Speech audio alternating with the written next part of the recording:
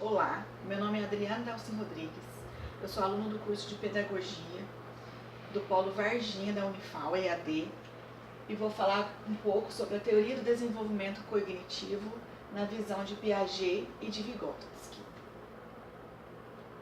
Segundo Piaget, o desenvolvimento cognitivo é dividido em 4 estágios. O primeiro estágio é o estágio sensório-motor, o segundo, o estágio pré-operacional, o terceiro, operacional concreto, e o quarto estágio, o operacional formal.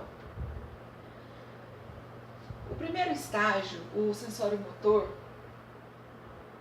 que vai do 0 aos 12 anos, é quando o bebê começa a construir os esquemas de ação para assimilar mentalmente o meio. O contato com o meio é direto e imediato, sem representação ou nenhum pensamento. Por exemplo, se a criança tem algo em sua mão, ela vai levar à boca. Se a criança recebe um alimento, ela mama. Se ela recebe qualquer estímulo, ela vai ver simplesmente como um objeto. Ela não interage com aquela situação. Já o segundo estágio é um estágio conhecido como inteligência simbólica. Ele caracteriza principalmente pela interiorização dos esquemas de ação construídos no estágio anterior.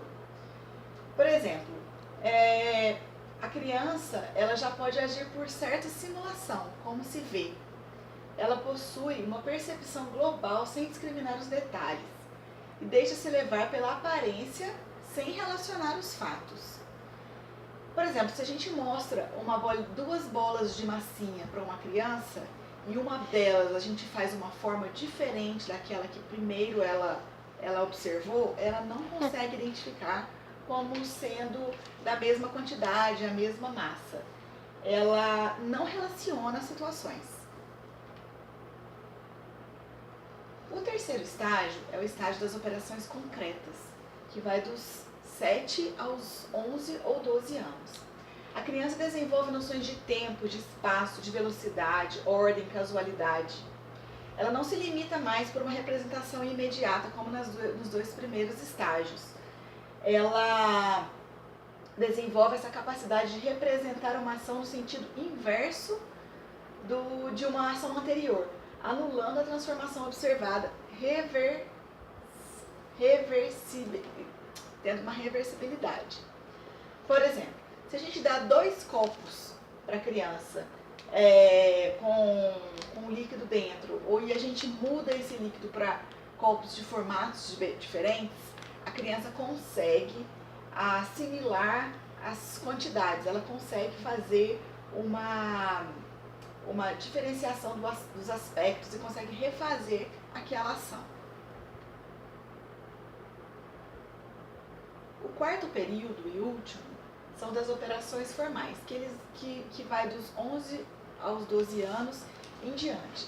A representação agora, ela permite a abstração total. A criança não se limita mais pela representação imediata, nem somente as relações previamente existentes, mas ela é capaz de pensar com todas as relações possíveis logicamente. É o período onde é desenvolvido a lógica.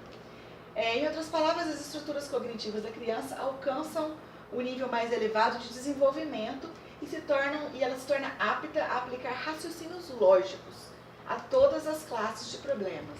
Então, por exemplo, se a criança é apresentada para a criança uma metáfora, como por exemplo, de grão em grão a galinha enche o papo, a criança ela consegue relacionar essa metáfora com uma situação real. Ela não vai imaginar que tem uma galinha comendo e enchendo o papo. É exatamente a fase onde acontece o raciocínio lógico, as ações baseadas na lógica. O desenvolvimento segundo Vygotsky, ele já ele é subdividido em 2 níveis, que são eles, o desenvolvimento real e o desenvolvimento potencial. O que é isso?